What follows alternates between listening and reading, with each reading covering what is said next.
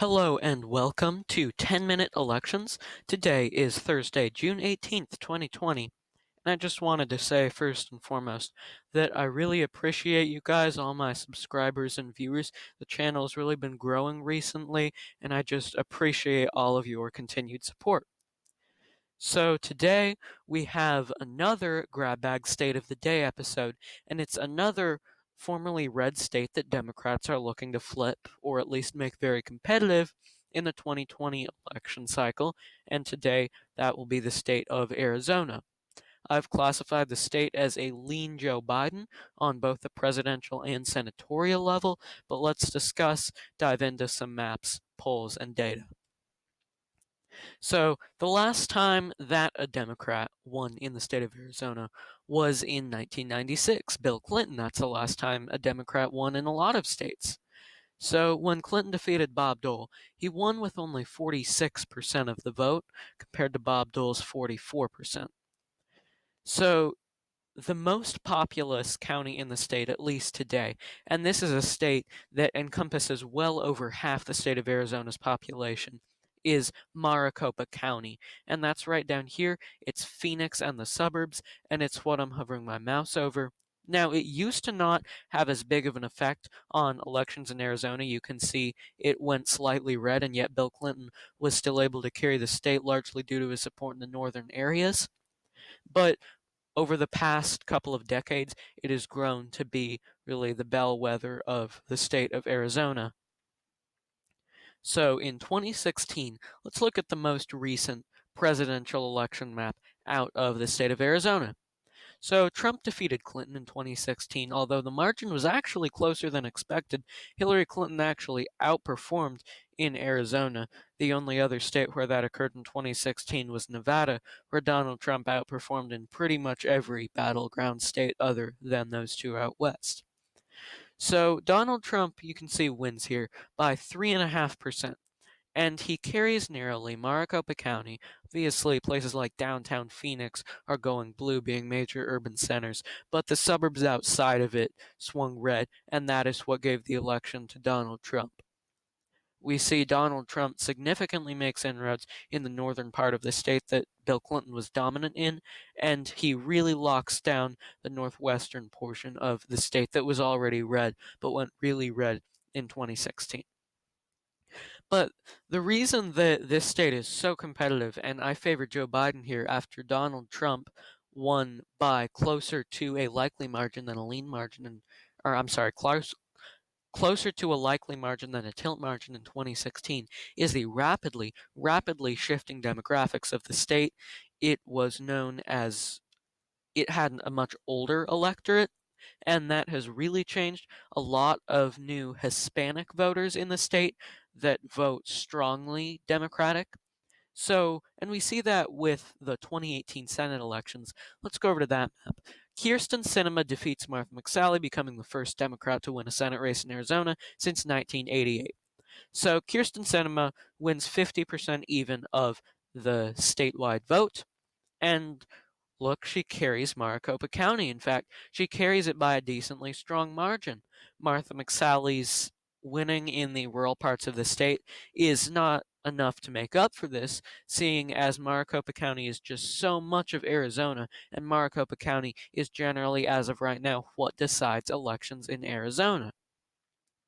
So we can see Sinema is carrying the northern part of the state generally pretty handily, but she is carrying Maricopa County. She's carrying those suburbs that, after going Republican for such a long time and being really the bastion of national Republican support, those suburbs swung Democratic in 2018. This is the first time in a very long time that the American suburban voters have voted Democratic.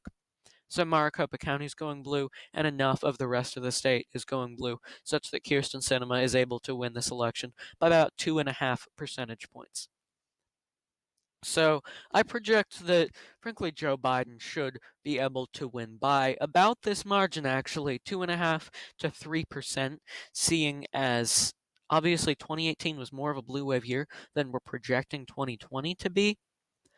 But The voter demographics have also changed in Arizona so much. I like to compare it to New Mexico 12 years ago, that I think those two things should really cancel each other out. And if Democrats can actually go ahead and ride their current momentum, I think we may even see Joe Biden eclipse the 5% margin, which would categorize it as a likely state. So let's check out some polling data. We have the Biden versus Trump polling data down here, but first I want to discuss something that I haven't much discussed to this point in the video, and that is the Senate race, where former astronaut and husband to former U.S. Representative Gabby Giffords attempts to unseat incumbent Republican Doug Ducey appointee Martha McSally. So as we saw in the last slide, Martha McSally actually lost that 2018 Senate election to Kyrsten Sinema. And I think not only is Mark Kelly a far stronger candidate than Kyrsten Sinema in Arizona or really anywhere, but it's also that the voters of Arizona already rejected Martha McSally. Martha McSally already lost an election, and again, to what I strongly believe is a weaker candidate. So the fact that not only is there a very strong Democratic nominee in Mark Kelly, but the same Republican candidate is running that lost by a larger than expected margin in 2018 to Kyrsten Sinema. That's not a good thing for the Republican Party.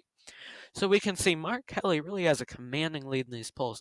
The least he is leading by is +5, and we see, has leads up to 13, 12, 13 percentage points. Do I think he will win by this type margin? No.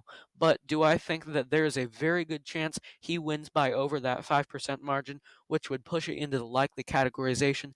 Yes. And the reason I'm not classifying it is that partially because I don't want to classify things as too far one way or the other at this point in the election cycle. But secondly, that I generally don't like to categorize flips as likelies unless they really obviously should flip. So we see Mark Kelly with a commanding lead in the polls. Down here in the Biden versus Trump polls, we see it's narrower, but Joe Biden having significant leads down here. We only see one Trump lead, it's by 1 point, and it's only by 329 likely voters with no margin of error posted. So this really isn't all that reliable of a poll. Even though it is by a Democratic Institute showing for Trump, we can quite frankly scrap this poll. So we see Joe Biden leading all of these polls. Most of them are within the margin of error. If he continues to pull outside the margin of error at the clip he is, we see this +8, the +9 here. Those are both outside the margin of error. If he is doing that closer to election day, I'll move the state to a likely categorization. So let's quickly look at two more things. The first of which is the fundraising data for the 2020 Senate election. And just to be clear, the 2020 Senate election in Arizona is not for a full term. John McCain won re-election to a seat in 2016, then died in office, so this is actually the special election to replace John McCain and fill his term until 2022 when the seat will go up for re-election again. So the candidate that raises the most money today wins at a 90% clip. And Mark Kelly has raised $31 million. That is the most of any Senate candidate this year. Martha McSally has raised $18 million, but that's nowhere close to Mark Kelly's haul. So Mark Kelly certainly has the money advantage, and that's going to go a long way, especially with Arizona's inherent Democratic tilt at this point. So I talk a lot about these demographic shifts. Well, let's look at them. The voting age population in Arizona, we see, was generally known as very old. The voting population was very old, but recently the state has moved much closer to the national average. The state has become much younger. And of course, with the state being so Hispanic and so more Hispanic than it was really not all that long ago, that is what has swung the state so heavily toward the Democratic Party. So I'm still rating the state as lean both ways on the presidential and senatorial level until at least we get a little deeper into the presidential race and senatorial as well. Thank you guys so much for watching the video, and again, thank you guys so much for your continued support. I really appreciate it. We'll have another video on Monday where we will discuss the 2020 electoral map, loop back around to that. But until then, stay strong. Please like and subscribe if you enjoyed. Thank you guys for watching.